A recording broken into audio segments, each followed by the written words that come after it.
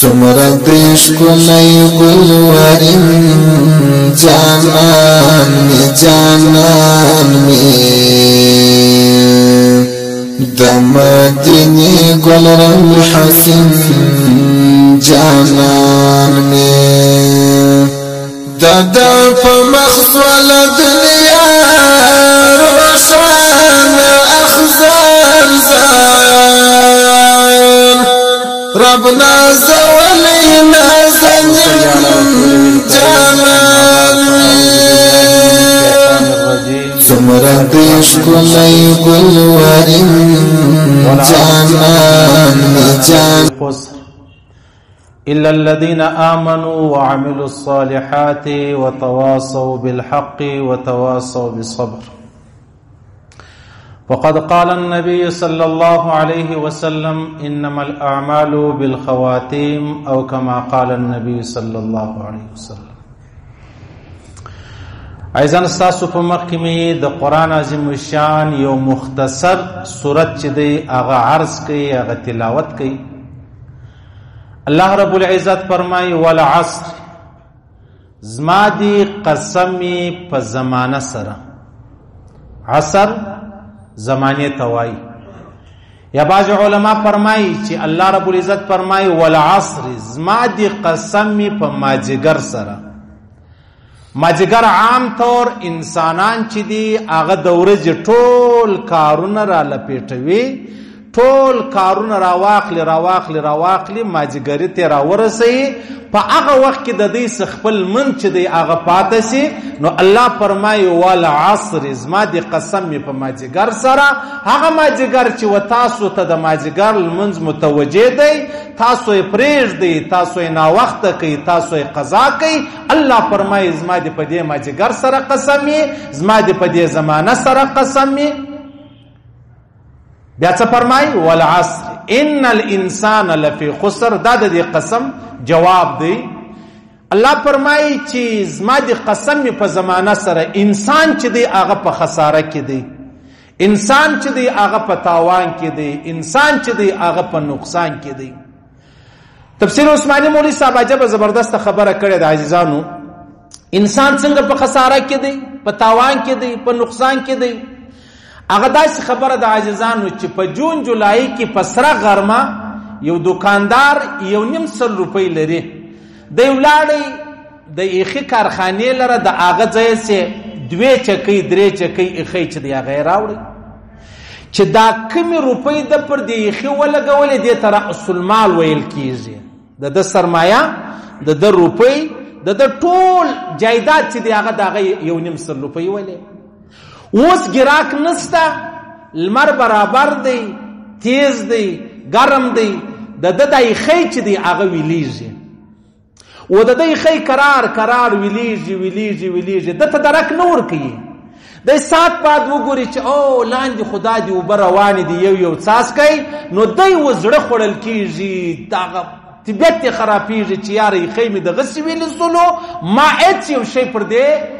روپۍ باندې پر دې ایخي باندې ونه ګټله.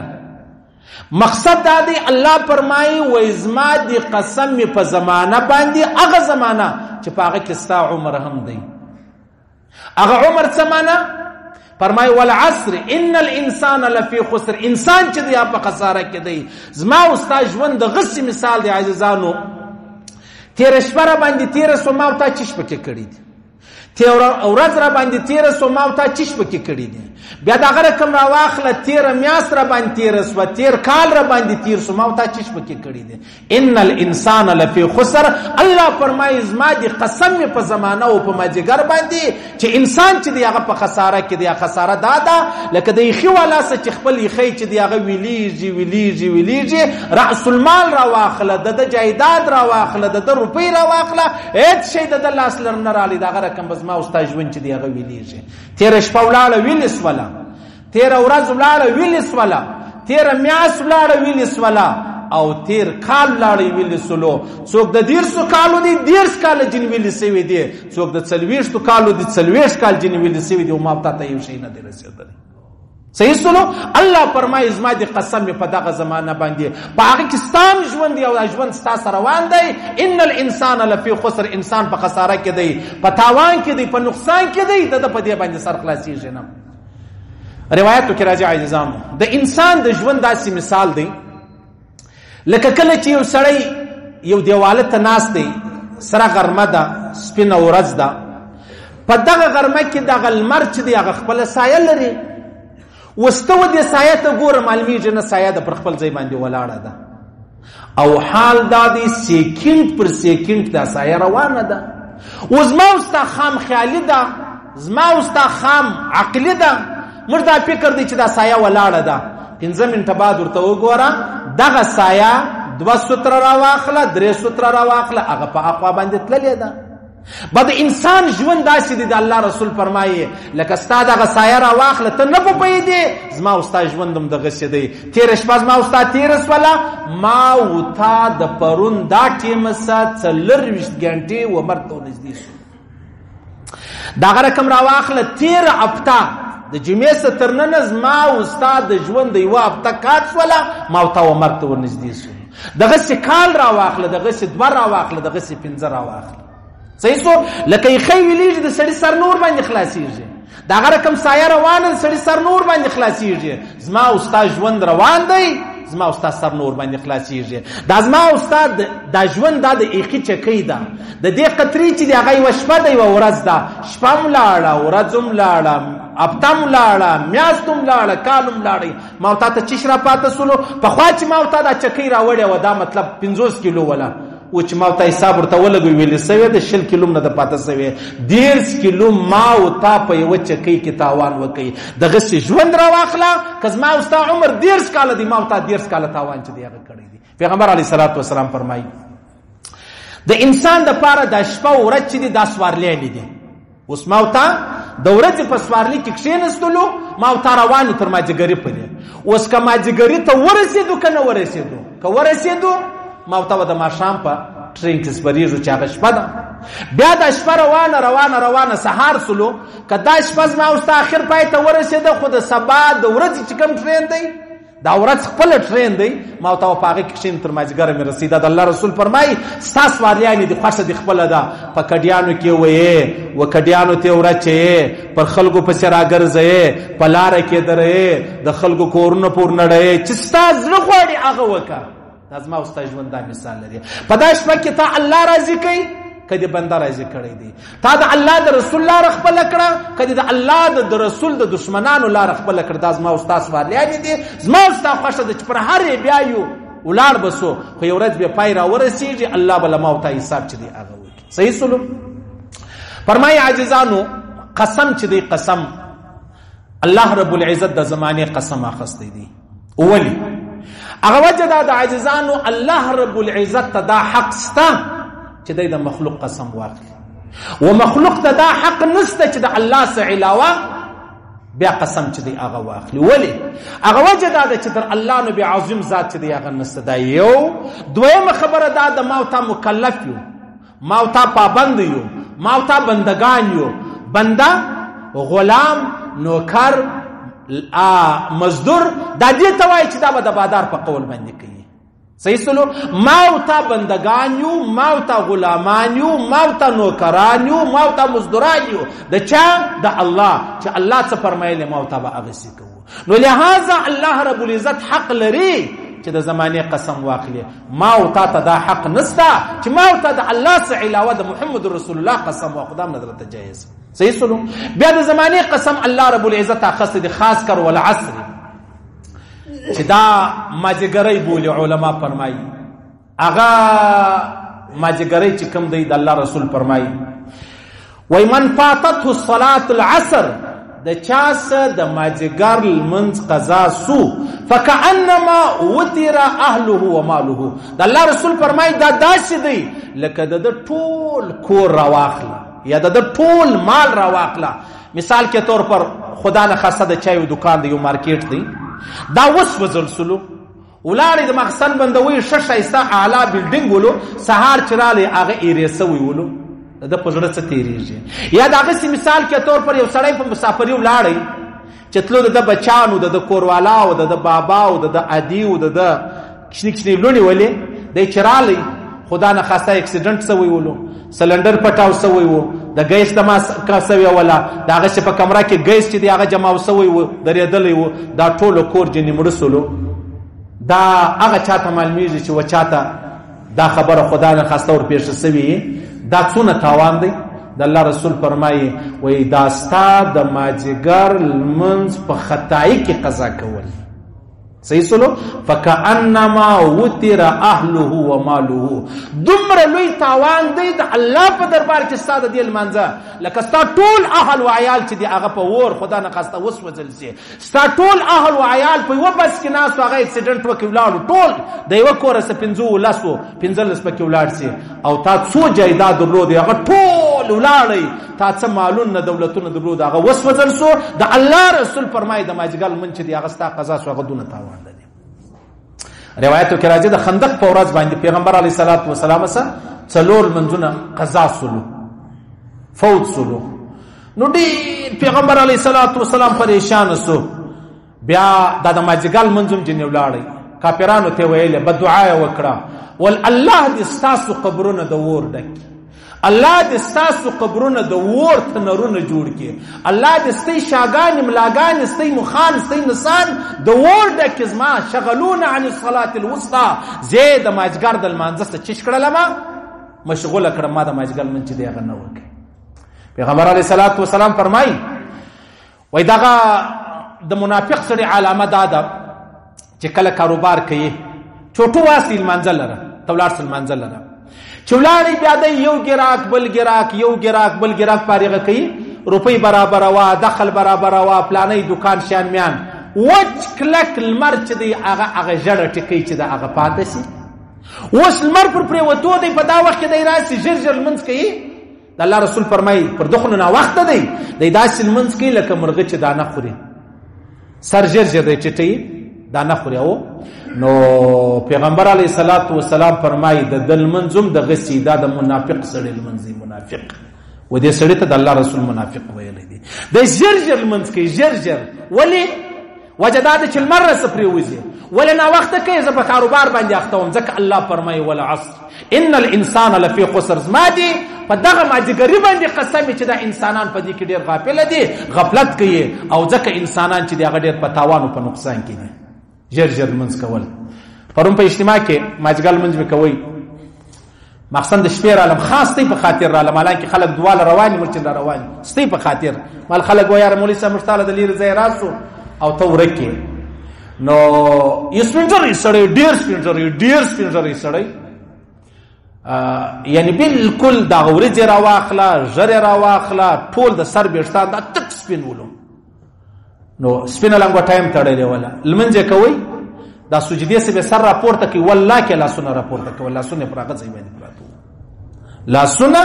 د سجدي سره سر راپورته کې تبر راپورته کېږي سم دم سید کېږي وستای و سجده پرسته تب دوی مکه نو دا تاج خالص سر را داسې کې لا سن دې پراغه ځای پراته دي تل منځ ویل کېږي کنه ویل کېږي یو د امام صاحب رحم الله په نس داخل منځ بیرته واجب درا ګرځي به دا نور درې سره مذهبونه وای د منځ نه سي کیږي د منځ ولاړی ختم سودا نه سي لکه بغیر دا داسې چې منځ نه سي کیږي دا رقم د اساس سجده چې تا وکړه درې سره مذاهب دا وای ستال منځ نه سي کیږي یو امام صاحب وای پر تا د دل منظر را ګرځونګ چې داغه واجب د تبي خامخا را ګرځي وزبه سره وای یار تبلیغ والا پنځبریان دي وا بیان دي بدی کې اکثره وا بیان دي ش وا بیان دي دا ستال من چادر خراب کړی دي او ته وای چې ته درې ورځې وخت ولګې یا ته څلوېښت ورځې وخت ولګې ته بیا دا رکل منځ وکې یا نو څنګه تبلیغ والا وابیان دي دا وابیان په وابیانو چې ستال منځ برابرېږي ته نخرې کوي داسې یو سړی چې بیا د الله دربار لره ورسي د وای مال منځونه کړي دي او د چې کله عمل نامه خلاصه چې په منځو کې یو منځوم نه وي الله ورته فرمایي ما چې څنګه درته ویلي و د الله رسول به ویلي تاسو داسې منځونه کوئ داسې منځونه لکه ما چې ویني زه څنګه المنځ کوم او د پیغمبر اسلام داسې المنځ نه دا په سپینو زره د ځوانانو بیا څه حال دا به د ځوانانو څه حال نو په دې وجه د الله رسول فرمایي وای دغه ماجګرۍ چې خلک د دکاندارۍ په کیسو اخته یې باندې ناوخته سي لمر ژړه ټیکۍ سوله دی رالی ژر ژر لمونځ کوي د الله رسول فرمایي دا د منافق سړي لمونځ دی او دا سړی منافق دی او دا خبرې په موږ کې شته صحیح سلو په چا کې نشته دا خبرې د الله رسول منافق ورته ویلی دی او د منافق سړي انجام در معلوم دی ابو جهل خو ډېر غټ کافر و مشرک تر دې غټ کافر او مشرک ستم نه الله فرمایي الله فرمایي وای دغه منافق چې کوم جهنم کې دی دا چې څومره جهنم لاندې ځي هغومره به عذاب زیات دی د منافق جهنم به تر دې مشرک تر جهنم لاندې د منافق چې کوم عذاب دی او د ابو جهل خو مشرک او کافر و دغه کوم عذاب دی د ابو جهل عذاب بنسبت و دغه د منافق و عذاب ته څه کمزور دی اشته چې ما او تا دا کارونه کوو نو په موږ کې به څه راځي لمونځ موږ زده ده یا امنت بالله موږ ته زده ده یا دعای قنوت موږ ته زده ده یا ملا لره ول نور ځي ولا وخت نه لرم وخت ول نه لګي ولا یا رب دکانداري مې د کور ګرځ ما په غاړه دی چې اسرائیل علیه السلام راسي نستاو دکان ته ګوري نستاو کور ته ګوري نستاو کښنی ماشوم ته ګوري نستاو کښنی ماشوم ته ګوري نستاو هغه شایسته نازنین کوروالا ته ګوري داسې به دي جن روان کی نو چې ته په کوم ورځ په زور روانې جنن پر ځا باندې هغه کار ولې نه کوي ولې پر ځا هغه کار نه کوي نو لہذا الله فرمایي والعصر ان الانسان لفی خسر زما دی قسم می په زمانہ سره زما دی قسم می په ماجګری سره چې کله یو سړی د ماجګر چې مور باندې رالی او دی بیا المنز چپ او رب کوي د المنز نا وخت کوي الله فرمایي زما دی قسم دا سړی په خساره کې دی څو کسان دا رقم نه دی عزیزان نو پیغمبر علیه الصلاۃ والسلام چې کله دا ماجګل منځنه څلور منځونه د خندق په ورځ نه قضا وچ کلک جنگ روانو هیڅ یو ترتیب نه جوړ دی چې منځه کړي پیغمبر سم سخت په دعا وکړه کړي پیغمبر سم په دعا وی نه کړه ولې المنجن قزاص والاي شغلون عن الصلاه الوسطى د ماجګر د منځه ستیزه مشغوله کړل ما تاسو زه اخته کړی وم په جنگ باندې د جنگ په خبرو باندې الله د ستې قبرونه د ور ځایونه وګرځي الله د ستې قبرونه د ور مرکزونه وګرځي الله د ستې قبرونه د ور ډکی چې زمال من چې دغه میرا قضا کوي صحیح سلو څونه لوړه خبره ده خیر عزیزانو خبره ده قسم چې کوم دی قسم دا زموږ په زمانہ کې قسمونه موږ ډیر اخلو او عام طور موږ د قسم په مسلو باندې پېژنو علماء فرمایي قسم درې رقم دي زما اسانه تور کې درته وایم درته ګرانوم بینه یو قسم چې دی هغه یمین الغموس بولي هغه سخت قسم دی سخت ګناه ده کبیره ګناه ده الله رسول فرمایي غټ ګناه هغه شرک ول حقوق الوالدين ويمين الغموس قسم اخستل څنګه قسم اخستل قسم داسې اخستل چې تا پروند یو کار کړی دی تو امانه دی کړی قسم د کدا کار ما کړی دی دته یمین غموس وایي دا قسم سخت قسم دی دا ګناه کبیره ده ته به در مرګ پر دې باندې استغفار وایي استغفر الله استغفر الله استغفر صحیح سلو دا قسم سلو چې په دې کفاره نشته ګناه انتهایی ډیره ده چې څومره توبه وباسي بیا که الله بخښلم د الله خوښه ده کنه نو د بخښلو امید به هم نه ورته دا یو دویم قسم دا د عزیزانو یمین لغو بلل کیږي یو سړی دا خیال دی چې پرون پلانای د اجتماع سره لې قسم درالی په خدای قسم را لې هغه راغلی نه دی د فکر دا دی چې راغلی وو موټر ولاړولو یا گیټ خلاصولو یا ما ځخ تر غوښتلو او هغه نور راغلی دا یمین لغو بلل کیږي په دې کې نه کفاره سته او نه ګناه سته ټیک سلو د خیال نو د فکر دا چې دا کار سوی دی هغه نه دی سوی دا یمین لغو دی دا پروا نه لري دا ګنام نه لري دا کفاره چې دا هغه نه غواړي بل یمین منعقد بچ دی هغه بول کې منعقد ټیک سلو یمین منعقد دی ته ویل کیږي چې یو سړی را ولاړ سي دا وایي چې زه د پلانې کار نه کوم قسم یې واغس قسم دکا زه پلانې کار وکم په سبا د پلانې کار وکم اوس په دې څه کوي پر د قسم واوښته قسم چې واوښته نو کوي بچا اوس په دې در ولاړیږي د دغه قسم کفاره چشته لسو مسکینانو ته 2 وخت ډوډۍ ورکول څه معنا لس مسکینان دي راولار سحارم غرمه کوم عامه ډوډۍ دی، پلیټ سالن دی، یو ډوډۍ ده، دا ورکه دی نس ور مور کا. ماښام هم د هغه 10 مسکینانو ته ډوډۍ ورکه، ستا د یوه قسم کفاره چې د هغه وسوله. یا اسانه تورې به زه در ورشم تېره ولاړ سي داسې وکئ، تا قسم اخیستی یو چې قسم ده که زه پلانی کار وکم، قسم ده که د پلاني سره خبرې وکم، قسم ده که د پلاني سره ولاړ سم، قسم ده که پلاني کور لره ولاړم. صحیح سولو اوس ولاړې قسم در باندې واوښتی، نو راولاړ سه د 10 مسکینانو ته تقریبا 90 روپۍ یا 100 روپۍ چې دی هغه ورکه. 10 مسکینان 100 روپۍ یوه مسکین ته ورکه، 100 بل ته ورکه، 100 بل ته ورکه. دا ستا د قسم کفاره رسوي. یاره ولاړ څه داسې وکړه، مطلب اوس وایه یاره زه 100 روپۍ لرم، نن 100 روپۍ یوه غریب ته ورکه، سبا بیا د هغه غریب در باندې پیړ شو یا پرېدی غریب بیا 100 روپۍ ورکه، بله ورځ بیا غریب در باندې پیړ شو، هر څوک چې هغه ته 100 روپۍ ورکړه. 10 مسکینانو ته د 100 روپۍ ورکړلې، 100 دا 1000 روپۍ، نو بیا دا ستا یوه د قسم کفاره چې د هغه وسوله. یا یو سړی دوکاندار دی، هغه وایي یاره زه د کپړو دوکانداري لرم، هغه راولاړ سو چې وکړلو 10 مسکینانو ته یوه جوړه کالي ورکړلو. 10 مسکینان یوه جوړه کالي، درمیانه کپړه، هغه ډېرې اعلام نه ډېرې کمزوري هم نه، دغه ورکړلو. بس دا قسم کفاره چې د هغه ادا سو. صحیح سو. اوس که یو سړی وایي یاره زه د مسکینانو روپۍ هم نه لرم چې زه یې ورکمه، کپړې هم نه لرم چې زه کپړې ورکم، غلام خاص هم نشته چې موږ یې آزاد کو، نو راولاړ سه 3 روزې مسلسل پرلپسې. ټیک سولو، یوه نن ونسه، یوه سبا ونسه، یوه بل سبا ونسه. دا چې شولې دا ستا د قسم کفاره سوله. 10 مسکینانو ته ډوډۍ ورکه، 10 کسان مطلب تا در معلوم دي، غرمه هم ورکه، ماښام هم ورکه. دا نسي کېدی چې راولاړ سي اوس 100 کسانو ته غرمه ډوډۍ ورکې. صحیح سو، دا نسي کېدلی. 10 مسکینان چې تا کوم 10 مسکینان ته غرمه ډوډۍ ورکه، ماښام هم دغه مسکینانو ته ورکوي. او که دې نه کور 10 سهار و یو چاته ورکه، 10 ماښام بل چاته ورکه، هم دې بیا ستا قسم کفاره چې دغه ادا نه سوله. اسانه تورې د هغه دې راولاړ سه مسکینانو ته 100 روپۍ ورکې، په یوه وار ورکوي هم ستا خوښه د 10 مسکینانو ته، او که یو مسکین دې 100 روپۍ د نن ورکې، 100 دې سبا ورکې، 100 دې بل سبا ورکې، هم پروا نه لري. یوه مسکین ته 1000 روپۍ پر یو ځای باندې نسي ورکولی. که دې ورکړې ستا د یوې ورځې خبره سوله،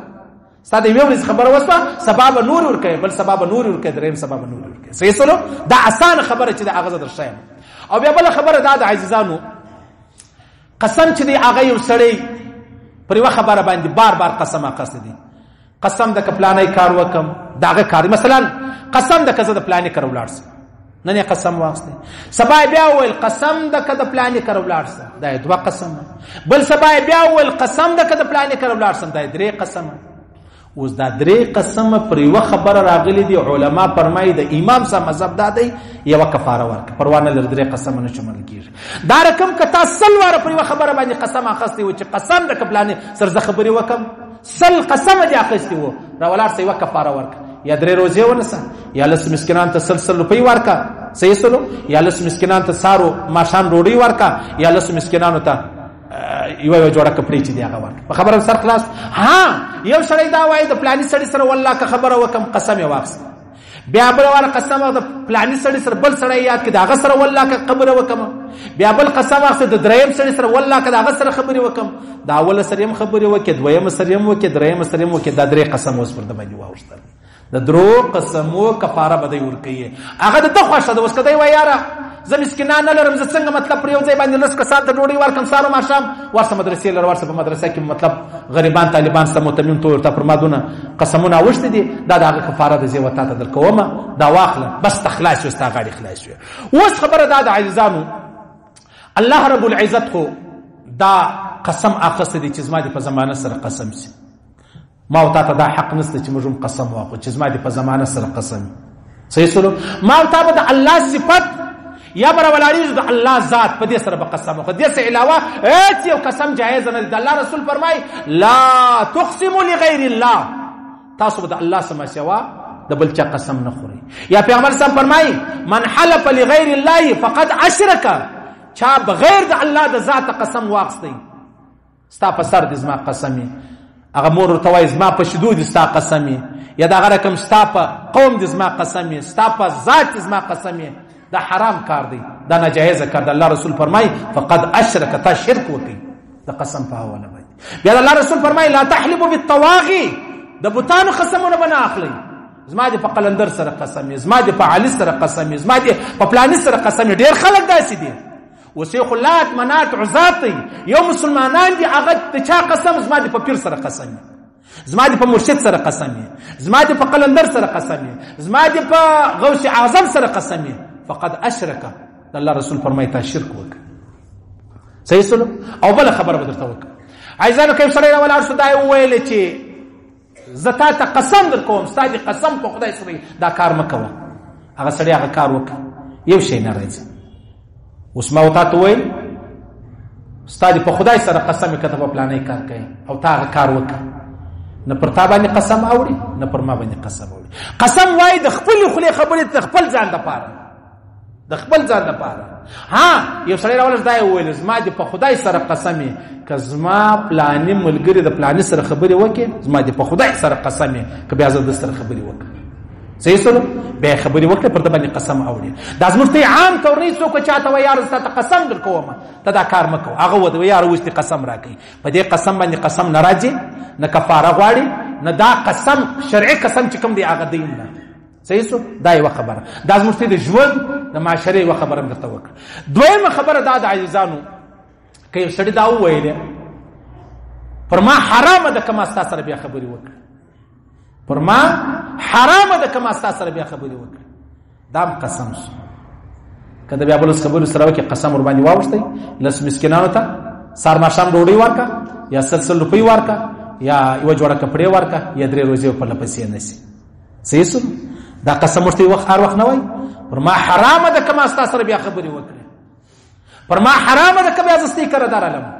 پر ما حرامه ده کبه ما ستا سره په ټول ژوند پکنیک چې دی هغه وکړي. اوس دا قسم نه معلومیږي دې ته قسم ویل کیږي. دام پر د قسم کدا کار وکي پر د قسم ورسي. دا ټیک دا خبره خو معلومه دي. اوس یو سړی ویلې د چا وبو ولې شلومبه ولې بوتل ولو شربت ولو ول پر ما شراب دې کما داستا وبو وچرل دا ستا ډوډۍ پر ما د خنجر غوښه د کما و خوړله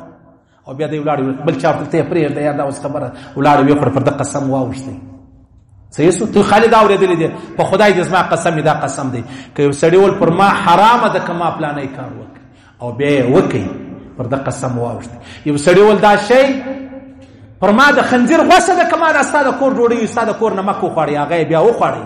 دام پر د باندې قسم واوښتي. لس مسکینانو ته 100 روپۍ ورکوم ستا خوښه ده، سار ماښام ډوډۍ ورکوم ستا خوښه ده، لس جوړې کپړې ورکوي وارې وته جلا جلا هم ستا خوښه ده او که 3 روزې پرله پسې نه شي هم ستا خپله خوښه. صحیح سلو. او دا زموږ په ژوند کې بیخي ډېره خبرې ستا. او بیا جمع خبره دا د عاجزانو یو سړی را ولاړ سلو چا ته دا ویل چې زما د پر رسول قسم زما د پیغمبر علی السلام سره قسم دا قسم نه دی، حرام کار دی وکي، ناجایز کار دی وکي، حرام ناجایز کار دی وکي او جایز قسم در نه در باندې اوري. یو سړی دا ول زما د کعبه سره قسم دا هم نه دی قسم. کعبه مخلوق دی سیده د ګورو سره جوړه دی. او یو سړی را ولاړ شو دا ویل چې زما د قرآن سره قسم هغه قسم بیا واوښتي. شي دا ولاړ زما د قرآن سره قسم او بیا هغه کار وکي پر د باندې قسم واوښتي. دغه زما د سر قسم د شدو قسم د کعبه قسم د رسول قسم د نبی قسم د صحابه قسم. صحیح سلو. دا قسمونه په اسلام کې نشته، دا حرام دي، دا ناجایز دي. فقد اشرک. الله رسول فرمای من حلف لغیر الله فقد اشرک. چا قسم وخوړی هغه د الله سره علاوه ولو د شرک وکي. صحیح سلو. اوس خبره دا سو عزیزانو چې ما او تا قسم خورو په قسم کې به ما او تا ورته ګورو په خوانای قسم دی ما او تا واخستي او هغه کار سوی دی ما او تا واخستي چې یا قسم نه دی سوی ما او تا نه دی کړی کار زه په خبره چې ما نه دی کړی بیا مې قسم واخستي د چا سم ځان خلاصوي دا اوس ګناه کبیره سوله استغفار به وای توبه به وای. دویم دا خبره ده چې سړی دا وای چې یاره په خدای قسم پرونه پلانې سړی دا پلانې ځای سره د خیال دا و چې راغلی دی هغه نور راغلی دا قسم نور باندې اوړي نه ګناه لري. او یو اخري قسم چې هغه یو سړی وایي و یاره زه به د پلانې کار نه کوم بیا وکړي یا کوم بیا نه وکړي پر د باندې قسم واوښتي. د قسم چې کوم مطلب خبرې دي هغه ودته متوجه سولې. الله دې وکړي په دې خبرو باندې سر خلاصوي. او یو خبره بل د عام د عاجزانو سړی پر قرآن باندې لاس کښیږدي یو چاته دا وایي چې راس دا زموږ خلک وي پر قرآن لاس کښېږده بس بیا سره خلاص شو پر قرآن لاس کښېږده دا شی زما دی بیا سره خلاص شو که هغه سړي پر قرآن لاس کښې شو دا پر ده باندې قسم واوښتی که شی د ده و خو ټیک د صحیح د پروا نه لري که شی د ده نه قسم ورباندې واوښتی او دغسې دا زموږ خلک عزیزانو قرآن راواخلي پر معمولي خبرو باندې په دوکان کې سره ناست د 15 د 10 د 20 روپۍ د 0 د 15 د 15 لکو د 15 کروڑ روپۍ خبره راله قرآن ته ودرېدی پر قرآن راست زه پر قرآن لاس سره یږدم دا ناجایزه کار دی عزیزانو دا د قرآن بې ادبي ده دا و قرآن ته په کم نظر کتل دي دا و قرآن ته په سپکوالي کتل دي او چې قرآن ته په کم نظر وګوري دا چی کېږي د دې ایمان خرابېږي د دې ایمان خرابېږي نو لهذا الله فرمایي والعصر زما د قسم په زمانه سره والعصر زما د قسم په هغه مازدیګري سره ان الانسان لفی خسر انسان چې هغه په خساره کې دی انسان چې هغه په نقصان کې دی انسان چې هغه په تاوان کې دی او مشتي ټول په تاوان کې بیا بل روایت کې راځي پیغمبر اسلام چې پښتنه وکړه ولیا رسول الله ان الانسان لفی خسر انسان چې هغه په خساره کې دی دا څوک شي الله څوک شي پیغمبر علیه السلام ورته فرمایي الله ابو جهل شي کافر شي ان الانسان لفی خسر الله فرمایي زما دې قسم په زمانه سره چې انسان په خساره کې دی هغه څوک هغه کافران هغه انسانان کوم انسانان هغه انسانان چې هغه الله او د رسول صلی الله علیه وسلم الا الذين امنوا وعملوا الصالحات ها ما سوى هغه خلکو چې ایمان راوړي هغه په خساره کې نه دي وعمل صالح اختیار کوي هغه په خساره کې نه دي وتواصوا بالحق وکي هغه په خساره کې نه وتواصوا بالصبر وکي هغه په خساره کې نه دي وڅلور خبري عزیزانو الله رب العزت ما ته ګارانټي څه شو د ګارانټي څلور خبري دا څلور خبري په ځان کې راولي الله فرمایي د الله رسول فرمایي ته کامیاب یې ته ان الانسان لفی خسر کې ته نه شامل هغه کومه خبرې دي اولنۍ خبره چې د عزیزانو هغه ایمان راوړل دي ایمان که ایمان سړی وزرهم ولري وزره زره سم مراد دي چې سړی کلمه شریفه وایي نور نه المنځ کړي نه زکات نه روزه نه حج نه تبلیغ نه جهاد یو شی خالص دا ویل دي لا اله الا الله محمد رسول الله اوس خو چې کومه خبر لده صفات سوي دي نو دوی خو خامخا پر خبر جهنم لري پیغمبر علیه الصلاۃ والسلام فرمایي الله رب العزت په یو وخت فرشتو ته فرمایي ورسي جهنم لره چې د چا په زړه کې مثقال ذره ایمان وو هغه د جهنم راو بس بل حدیث کې علامه ابو حق روایت را نقل کړي پیغمبر سم فرمایي الله به فرشتو ته فرمایي جبرئیل امین علیه السلام ته ورسه جهنم لره کم چا په ټول ژوند زه یو واره یاد کړی وم یو واره هغه یاد د ایمان په حواله ایمان الله رسول فرمایي الله فرشتو ته ورسه د جهنم راو بس بیا حدیث کې راځي پیغمبر علیه الصلاۃ والسلام فرمایي الله به د قیامت ډیر وخت بعد زر کال سود و زر کال سو 15000 ارڅو چې وخت یې رسول پیغمبر اسلام فرمایي الله فرشتو ته فرمایي ورسه جهنم لره هر هغه سړی راو باسي د جهنم سره چې په ټول ژوند کې لما یو ور بیرېدلې یو ور لما بیرېدلې دی هغه د جهنم راو باسي صحیح سلو ان الانسان لفی خسر انسانان په خساره کې دي الا الذين امنوا ها هغه چا چې ایمان راوړي هغه په خساره کې نه دي صحیح سلو هغه په هغه تورو کې نه دي لکه څنګه ابو جهل چې راغلي لکه څنګه نور کافران چې هغه راغلي دي اوس مثال کې تور پر عزیزانو ایمان ضروري دی ایمان د انسان د لپاره داسې دی اوس مثال کې تور پر یو سړی په دې وطن کې وسیږي شناختی کارت نسلټی چې کوم بولي دا ستاسو شناختی کارت ستاسو د ارشي ثبوت دی ستاسو د وطنم ثبوت دی ستاسو د ځکم ثبوت دی ستاسو د جایدادم ثبوت دی ستاسو د مارکیټم ثبوت دی ستاسو بار ملک ته ولاړې الته ستاسو دا شی دام ثبوت دی چې دا پلان دی صحیح سلو دا غر رقم د ایمان د لپاره شرط شته هغه کلمه شریفه ده لا اله الا الله محمد رسول الله چې کله پیغمبر علی السلام مبارک نور راغلی محمد رسول الله د هغه خلکو د پاره نور صحیح سلو داغه د پاره بیا جلا ځان تخپل کلمه ولا اله الا الله په هر حال کې ولو بیا دا رقم موسی کلم الله را واخله عیسی روح الله را واخله خلیل ابراهیم خلیل الله را واخله آدم صفی الله را واخله دا په هغه وخت هغه خبرې وي لیکن چې کله د پیغمبر علی السلام زمانه رااله خبره چې دا غراله چې څه وایي لا اله الا الله محمد رسول الله چې دا خبره سړی وویله د ایمان په چوکاټ رانه نوتی. که د دې څه علاوه سړی زر واره حج وکړي، زر واره عمرې وکړي، زر واره لمنځونه وکړي، زر واره د روزې ونیسي، دی مؤمن نه بلل کېږي. اسانه مثال به درکړم. ابو طالب چې کوم دی د پیغمبر علیه السلام سکه اکاو د حضرت علی کرم الله وجهه بابا و. دا اسلام چې وماو تا ته رارسېدلی دی په دې کې 50% د حضرت د ابو طالب حضرت علی کرم الله وجهه بابا ابو طالب حصہ چې دا غستا. کافرانو پیغمبر علیه السلام د وطن پسې اخستی، تاوان ورسوي، نقصان ورسوي، عمله ور باندې کوله. ابو طالب مخته ورته ودی ازما وراره دی په دې زخوا بدوم.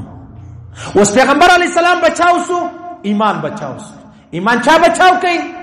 د پیغمبر اسلام په ذریعہ. پیغمبر اسلام چا بچاو کوي؟ ابو طالب بچاو کوي. دا ظاهري خبره درته کوم. صحیح سنو. ابو طالب چې کله مړ سو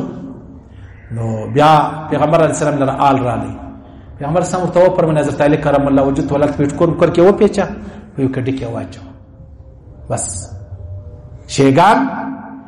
او تقریبا تر ډیره حد پرې د دې ټولې فرقې هغه دا وایي چې ابو طالب مؤمن او مسلمان. پټ کتابونه پر لیکلي دي چې زمر اهل سنت والجماعه د اهل سنت او د جماعت په معنا پیژني. اهل سنت سے مراد پیغمبر علیہ السلام طریقه ده، پیغمبر علیہ السلام مبارک دی، پیغمبر علیہ السلام سنت دی ته اهل سنت والکیر. والجماعه سمانا والجماعه دا معنی چې پیغمبر سم کم صحابه کرام دي، کم جماعت دی ته اهل سنت والجماعه وای. اهل سنت والجماعه چې سره یو ځای شي، پیغمبر علیہ السلام د پیغمبر سم سنت، صحابه کرام د صحابه کرام ایمان دا سره یو ځای شي د اهل سنت والجماعه جوړیږي. د اهل سنت والجماعه ایمان دا دی. هغه ابو طالب چې هغه بغیر د ایمان بغیر د اسلام له دې دنیا چې هغه ولاړی. وستان دا زول غوا څونه شسړی وو، څونه د پیغمبر علیه الصلاۃ والسلام خیر خواو، لیکن ایمان نه راوړی. داغه پیغمبر علیه السلام دلره د قیامت پر ورځ بیا د بچاو ذریعہ نه ګرځي، د جهنم دی راوګرځي. د زوی حضرت علی کرم الله وجهه د بچاو ذریعہ نه ګرځي، د خپل بابا دی راخلاص. نو لہذا اولنۍ خبره چې دا هغه ایمان دی. ایمان والعصر ان الانسان لفي خسر، انسان په خساره کې دی. الا الذين امنوا وعملوا الصالحات. هغه څوک ایمان راوړي هغه بچاو سره دې خبرې چې الله کوم قسمي وعملوا الصالحات چې عمل صالح اختیار کوي. ایمان څه ته ویل کېږي عزیزانو؟ ایمان مختصره خبره ده الله ایمان راوړل واحد لا شریک ذات دی. پر ټولو انبیاو ایمان راوړل هغه چې ارڅو دي تعداد ضروري نه دي. پر ټولو فرشتو ایمان راوړل هر څو چې دي تعداد ضروري نه دي. پر جنت ایمان راوړل، پر جهنم ایمان راوړل، پر پل صراط ایمان راوړل، د حشرګاه پر میدان د قیامت پر ورځ باندې ایمان راوړل. ټیک سلو. بیا راځه پر قرآن باندې ایمان راوړل. صحیح سو. دا ټول هغه غټ خبرې ما در وښولې پر دې ایمان راوړل دا فرض دي. که په دې کې یو خبره چاول زه نه منم هغه د ایمان اخلاص، یا فرشته نه منم، یا دا هغه رقم مطلب نعوذ بالله د قرآن پلانې صورت نه منم، یا پلانې نبی نه منم، یا دا هغه رقم د خدای پاک پلانې صفت نه منم. نعوذ بالله دا د ایمان سولاری د اخلاص. وجلک ادخلوا فی السلم کافه. الله فرمایي ته په اسلام کې مکمل طور داخلي شي، بیا ته مؤمن ویل کیږي، کني ته مؤمن چې دی هغه نه ویل کیږي. صحیح سلو. وس ایمان چې دی عزیزانو یو ایمان بالغیب دی. غیب څه معنا؟ غیب دا معنا موږ الله نه دی لیدلی، موږ ایمان ور باندې راوړی دی. موږ د الله رسول نه دی لیدلی، موږ ایمان ور باندې راوړی دی. موږ د قبر عذاب نه دی لیدلی، موږ ایمان ور باندې راوړی دی. موږ د حشرګاه میدان نه دی لیدلی، موږ ایمان ور باندې راوړی دی. موږ پل صراط نه دی لیدلی، موږ ایمان راوړی دی. موږ جهنم او جنت نه دی لیدلی، موږ ایمان دې ته چې شول کېږي ایمان بالغیب. کچيري یو سړی مثال کے طور پر د قیامت پر جهنم ول دی د ویلی الله زما ایمان دی، د ایمان نه صحیح کیږي. جنت ول دی د ویلی الله زما ایمان دی، ایمان نه صحیح کیږي. دا غره مطلب د قبر عذابونه ولیدل، عذابونه دا رقم چې مطلب د توبې دروازه بند سوی و وچ کله قیامت ولو د ول ایمان د ایمان نه صحیح کیږي. ایمان بالغیب دا اصل کمال دی. پیغمبر علیه الصلاۃ والسلام صحابه ته ویل ول د چا ایمان ډیر اعلی ایمان دی. صحابه یا رسول الله د انبیاء ایمان ولیا یا انبیاء خو ډایرکټ الله سره تعلق لري. ول د فرشتو ایمان، ول فرشتي خو هغه په اسمانو کې وسیږي، هغه د پر څه مشکل دی؟ هغه دا ویل چې یاره د الله په وحدانیت کې شک دی. یا ول یا رسول الله نو زموږ ایمانونه به ډیر څنګه چې موږ صحابه ول نه نه نه کی خو ما ویني هغه د قران راځي، وحی راځي، د الله له جانب پیغام راځي، نه دا خبره نه ده. ول څوک دی یا رسول الله پیغمبر څنګه ته فرمایله هغه څوک دی چې زه لیدلی نه یم او بیا پر ما ایمان راوړی افضل ترین ایمان د دې خلکو دی د الله رسول فرمایله ډیر مې زړه غواړي چې زما ورونه ووینم صحابه ول یا رسول الله مشتا ورونه نه ولیاتې زما صحابه اسمه ستا ورونه څوک دي ول زما ورونه هغه دي چې زه لیدلی نه یم او بیا پر ما ایمان راوړی د الله رسول فرمایي زه مبارکي وایم مبارکي یو واره نه اووه واره مبارکي وایم هغه چاته چې زه لیدلی نه یم پر ما ایمان راوړی صحیح څونه لویه خبره د الله رسول ما ته سلام را کړی سلام مبارکي رسولې ده مبارکي درته وایم بیا روایتو کې راځي یو ورځ پیغمبر علیه الصلاۃ والسلام پر مانځه ولاړ دی داس مطلب لکه یو شی چې راخ لاسونه داس کوي لکه نه چې وشلره ورامله کوي خیر سلام چې وګرځوي پیغمبر صلی الله علیه وسلم بیا پښتنه وسول یا رسول الله خیر پیغمبر علیه الصلاۃ والسلام ورته فرمایل د جنت انګورو میوه دا د جنت میوه زما و مختراله ما دا میوه رخصتله و تاسو د ښکارا کوله مشکات شریف حدیث بیا ما بیرته پرېښوله صحابه ول دي پرېښوله یا رسول الله نو خو مشته به د ښکارا کړی وای د الله رسول ورته فرمایل کما د جنت میوه و ته د ښکارا کړی وای د جنت د الله رسول فرمای یو انګور راواخله یو انګور دا ترګر کائنات شیرین دی د الله رسول فرمای دا حوره نه ده حوره دا چې خالد په سمندر کې توکي دا ټول سمندر به شاد د الله رسول فرمای په سره غرمه باندې یوې حوره لاس ښکارا کوي لاس اسانه مثال به درکم صحیح سلو د المر به ورته داسې سله کې په سره غرمه چراغ ولمرته ونس نو د الله رسول فرمای کما وتی ته دغه میوه د جنت ښکارا کړی وای تاسو خوړلې وای نو تاسو ایمان بالغیب نه پاتې دی ما ځکه دا میوه بیرته نه واخیستله پریم شو ولا چې ستا ایمان بالغیب پاتې سي نو ته چې په سترګو ووینې نو خامخا به بنې چې دا جنت دی نو په سترګو چا نه یې لیدلی دغه کمال دی یوه زنانه راله پیغمبر علیه الصلاۃ والسلام ته ورته ویلې ول یا رسول الله زما پلانی زوی ستا سره په پلاني جهاد کې شهید شو ته ما ته دا راوښیه دی چیرې دی که چیرې په جنت کې دی خو ماشاءالله الحمدلله که بل ځای دی زه به ډېره الله ته وژاړم یعنې که په جهنم کې دی پیغمبر علیه السلام ورته وفرمایل دا ما د یو عالمه څه واورېدل ښه غټ عالم ولو ما په کتاب کې نه دی لیدلی پیغمبر علیه الصلاۃ والسلام ورته ویلې ول که ته غواړې زه به تا ته ستا زوی در ښکاره کړم په جنت کې د جنتیانو سره بازۍ کوي په جنت کې د جنتیانو الکانو سره بازۍ کوي زه به در ښکاره کړم دی ول یا رسول الله زه نه غواړم بس ټیک بیا نور ښځو ورته ویلې ول دا دې څنګه چا مو کتاب ورته ویلې وای لیدلی به دې وای په جنت کې خپل زوی به دې لیدلی وای دی ورته ویلې که ما خپل زوی لیدلی وای نو زما ایمان زما پر سترګو پاتې دی ما په خپل سترګو ولیدی د پیغمبر سم پر خبره ایمان نه پاتې دی ایمان اصل دې ته وایي چې ایمان بالغیب او د پیغمبر علیه الصلاۃ والسلام خبره پیغمبر علیه الصلاۃ والسلام چې کومه خبره کړې زما او ستا ایمان دی چې ما ته په خپل سترګو ونی بیا د پیغمبر څنګه څه ضرورت لا نه پیښیږي نو لهذا زه نه غواړم چې زما زوی په جنت کې ووینم ولې د پیغمبر صلی الله علیه وسلم خبره ته بیا ډېره ترجیح نه سو پیدا زما خبره ته بیا ترجیح ورکول کېږي زما خبره چې دغه برابره صحیح سوله نو لهذا زه نه غواړم د پیغمبر صلی الله علیه وسلم پر خبره زما ایمان دې ته څه وایي دې ته ایمان بالغیب وایي یو وخت خبرې به خډیر پاتې سولې به خډیر خبر را صفات سولې پیغمبر علیه السلام صحابه کرام جهاد را استول یو صحابه ته ویل ول کچيري پرتا مشکل حالات را لې جنډي و پلان ته ورکی هغه ته ویل ول پرتا مشکل حالات را لې ته جنډي پلان صحابه ته ورکی واغه ته ول پرتا مشکل حالات را لې ته جنډي پلان ته ورکی واصلرم صحابه ته دا نو ویل دا درې صحابه کرام چې جهاد لرتل ګرځ کور تر خپل میراث تقسیم کړي وصیت وکي پلانې خبره دا ګرځه چا پښتنه جنې وکړه چې دا اوستي څه کوي نو ته ژوندې دي څنګه میراث تقسیموي اول د الله رسول داسې خبره کړې د معلومیږي داسې کوم چې بیرته راځونه جهاد درولاړو درې سره صحابه کرام شهیدان شو حکم صحابه مبارک ټول جنډي ته ورکا واغه ته دانه دی چې به جنډي پلان ته ورکا هغه نه دي شهید شوی دته چې شوی دته ایمان بالغیب د پیغمبر علی صلوات و سلام پر خبرو ایمان پر قران ایمان پر الله ایمان. والعصر ان الانسان لفی خسر الا الذين امنوا. الله فرمایي زما دي قسم په زمانہ سره او په دې زمانہ کې زما استاد ژوندوم دی. ان الانسان لفی خسر، انسان چې دی په خساره کې دی، تاوانی دی، نقصان دی. الا الذين امنوا، ها